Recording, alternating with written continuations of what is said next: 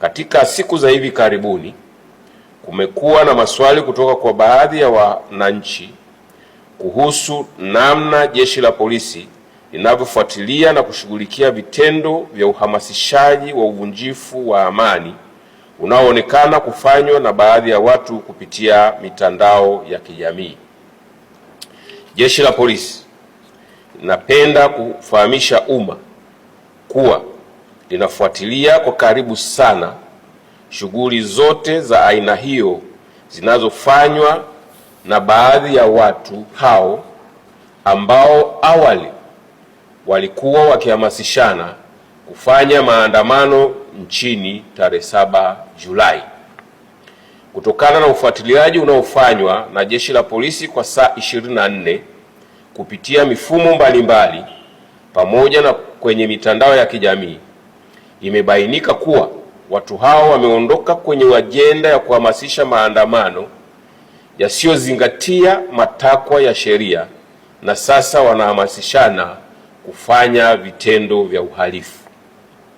Miongoni mwa vitendo hivyo ni kuhamasisha kufunga barabara, uchomaji moto wa shule ili kusababisha taharuki kwa wazazi na walezi, kushambulia wananchi, kukata watu vichwa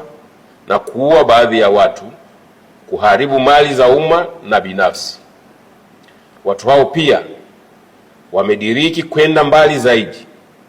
kwa kuhamasishana kupitia majukwaa mbalimbali ya mitandao ya kijamii kuvamia askari wa vyombo vya ulinzi na usalama kwa lengo la kuwapora silaha ili kuzitumia kufanya uhalifu wanaopanga. Jeshi la Polisi linapenda kusisitiza kuwa uhamasishaji wa uhalifu huo wa kijinai unaofanywa chini ya kivuli wanachokiita haki ya kufanya maandamano ya amani haukubaliki, kwa sababu ni kinyume na sheria za nchi, misingi ya utawala wa sheria pamoja na mikataba ya kikanda na kimataifa, na ni hatari kwa usalama wa nchi. Hivyo Jeshi la Polisi lingependa kueleza kuwa hakuna haki ya kuhamasisha kufanya vitendo vya kihalifu kama hivyo vinavyokusudia kuhatarisha usalama wa maisha ya watu na mali zao na vinavyokiuka haki za watu wengine kwa kuwajengea hofu kila siku na kutaka kuwanyima uhuru wao wa kufanya shughuli zao za kila siku za kujitafutia kipato. Jeshi la Polisi linajulisha umma kuwa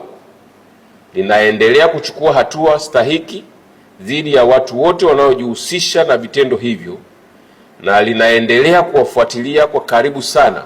kwa mujibu wa sheria za nchi. Aidha, tunatoa wito kwa wananchi wote kwa umoja wetu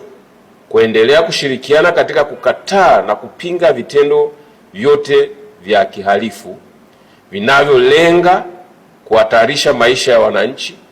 mali zao na mali za umma na amani ya nchi. Vile vile, mtu yeyote anayepokea ujumbe unaohamasisha uhalifu wa aina hiyo anashauriwa kutousambaza, bali kuufuta na kutoa taarifa kwa vyombo husika ili kuchukua hatua. Mwisho, Jeshi la Polisi